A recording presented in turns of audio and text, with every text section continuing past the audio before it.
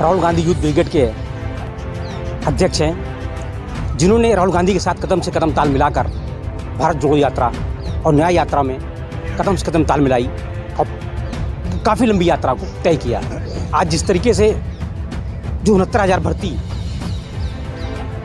High court का फैसला आता है और 69,000 शिक्षक बेरोजगार हो जाते हैं। और उसी साथ एक चीज़ और मैं कहूँगा, जिस तरीके से केशव प्रसाद मौर्य ने एक ट्वीट करके मैसेज देकर कहा कि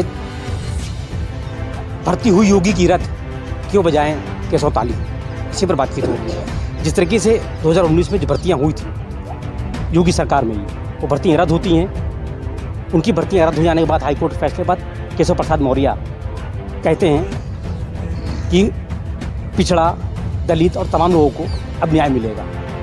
तो क्या लगता है कहीं ना कहीं जो इनके साथ जो जुड़े हुए लोग हैं उनमें भी तालमेल नहीं बैठता इस चीज़ को लेकर? देखिए, ये पूरा जग जाहिर है कि आपस में अंडरस्टैंडिंग बहुत अच्छी नहीं है। कब किस वक्त क्या हो जाए ये बताना बड़ा बहुत मुश्किल हो जाए, क्योंकि ज्वालामुखी की तरह रहता है, ये अंदर अंदर फूल रहा हो, जिस दिन फूटेगा ये सब तितर बितर हो जाएंगे। और नतीजा आप देख रहे हैं कि किस तरह, क्योंकि 2019 से ये मामला शुरू हुआ था शिक्षक भर्ती वाला, उसमें भी तमाम लोगों ने इसका विरोध किया था, क्योंकि उसमें पूर्ण रूप से सही तरीके से उसमें चयन नहीं हुआ था।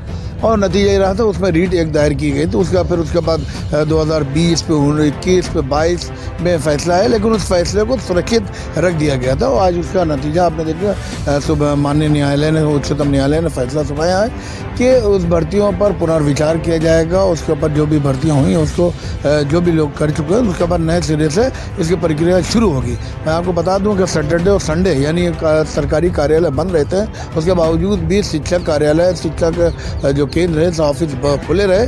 और माननीय मुख्यमंत्री श्री योगी आदित्यनाथ जी ने उनको संज्ञान लिया और उनसे पूरी डिटेल, क्योंकि समझ गए थे कि फैसला उनके खिलाफ आने वाला है, तो इसलिए पहले से ही ये तैयारी थे, लेकिन तैयारी पूर्ण रूप से हो नहीं पाई। नतीजा ये रहा कि माननीय उच्चतम न्यायालय ने फैसला ये बताया कि उनके साथ जो भी जो 69,000 जो शिक्षक जो भर्ती वाला मामला था उसको वहीं पर रोक दिया। एक बार फिर से पूरी टीम बैठेगी, उसके बाद जिनको जो वंचित लोग हैं, जो जिनको हक अधिकार नहीं मिला है, उनको पूर्ण रूप से अधिकार मिलना चाहिए।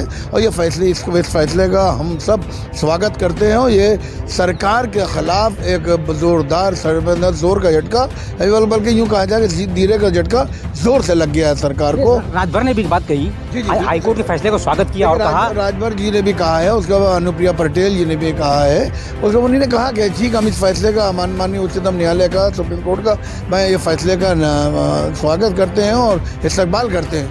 और इस पर जो लोग दबे कुचले, जिन लोगों को हक अधिकार नहीं मिला था, राजभर जी ने एक बात कही थी कि मेरी मुलाकात सीएम से 4 बार हुई। बिल्कुल, मैंने मुलाकात की और सीएम ने माना कि गलतियां हुई। बिल्कुल। तो क्या राजभर कहीं ना कहीं अंतर्यामी अपने आप को समझते हैं? नहीं, ऐसा नहीं है। देखिए, जब उनसे गुफ्तगू हुई होगी, क्योंकि इस कैबिनेट के तेज तर्रार और वरिष्ठ मंत्री भी हैं और उनको नज़रअंदाज नहीं किया जा सकता। और बहुत से ऐसे मंत्री हैं जिनको नज़रअंदाज किया जा रहा है, लेकिन आने वाले वक्त में नज़रअंदाज बहुत दूर तक चलने वाला नहीं, और नतीजा आपके सामने आ जाएगा। जिस तरह से ये आज आया, कल आज आया है, और ये अभी शुरुआत है, आगे आगे देखिए होता है क्या।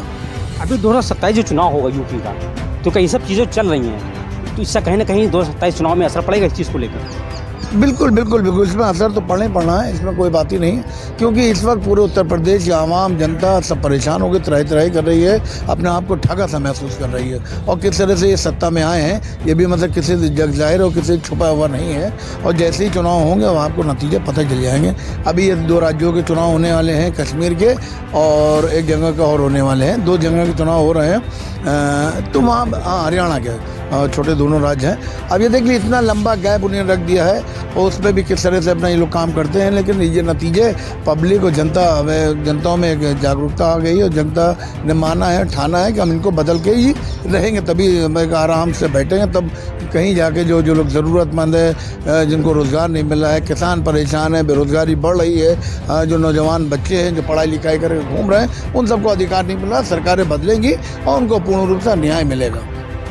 राहुल गांधी ने एक बात कही कि पढ़ाई करने वाले को कोर्ट से ही न्याय मिलेगा। हाँ, जब देखिए जब जब जो हमारे जो राजा है, मुख्यमंत्री है प्रदेश का, देश का, जब वो न्याय करने में असमर्थ हो तो बिल्कुल सही बात है कि कोई ना कोई तो ईमानदारी की, क्योंकि 4 स्तंभ होते हैं, उस चौथे स्तंभ में माननीय न्यायालय भी है, तो इसलिए सारे स्तंभ तो धाराशाही हो चुके हैं। जितनी भी इनकी प्राइवेट संस्थाएं सब धीरे धीरे इनके अधीन रही, इनके हिसाब से उन्होंने फैसले किए। लेकिन श्री राहुल गांधी जी जो नौजवानों की क़यादत भी करते हो, देश की किस तरह से जालिम और जुल्म के ख़िलाफ़ जो आवाज़ उन्होंने उठाई थी, 4,600 किलोमीटर की जो यात्रा की थी कन्याकुमारी से कश्मीर से लेकर, उसके बाद फिर मणिपुर से मुंबई तक महाराष्ट्र तक है, तो उसमें दिखा दिया कि उन्होंने कहा था, जुमला कहा था कि नफ़रत के बाज़ार में मोहब्बत की दुकान, प्यार की दुकान, इसने और मोहब्बत, एकता, अखंडता की दुकान खोलेंगे, वो खोल के रह गई है। और आने वाले वक्त में नौजवानों को न्याय पूर्ण रूप से मिलेगा।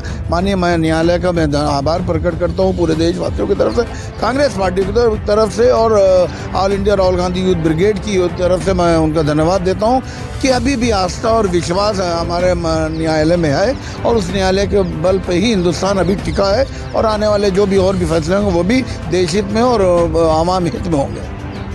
आखिर में मैं एक सवाल आपसे और करूँगा कि जो भी 3 राज्यों के चुनाव भी होने वाले हैं, जो क्लियर भी हो गए, और ख़ासकर उत्तर प्रदेश में 10 सीटों पर उपचुनाव होने हैं, वो अभी तक डेट क्लियर नहीं हुई कि चुनाव कब होगा। तो क्या लगता है कि चुनाव आयोग है वो यहाँ के चुनाव क्यों नहीं करा पा रहा है, क्यों डेट फाइनल नहीं कर पा रहा है, इसको आप किस नज़रिए से? हमने पहले ही आपसे कहा कि जो प्राइवेट संस्थाएं हैं वो बहुत ज़्यादा हद तक ये सरकार और जो सरकार उसके दायरे के अंदर आती हैं, दबाव में है, जो उनका हाईकमान का आदेश होता है उस तरह से उसको फॉलो करते हैं। और डर और खौफ तो भरा ही हुआ है, क्योंकि जो अभी जो 2 लोकसभा के जो चुनाव हुए हैं, जो सीटें इनकी आई और जग जाहिर है कितनी सीटें आना चाहिए, कैसे आई हैं, तो उसमें भी सब खेल हुआ। अब चलिए खैर जो हो गया, अब उसके ऊपर अब ये है कि अब आगे कैसे बढ़ना, तो ये दबाव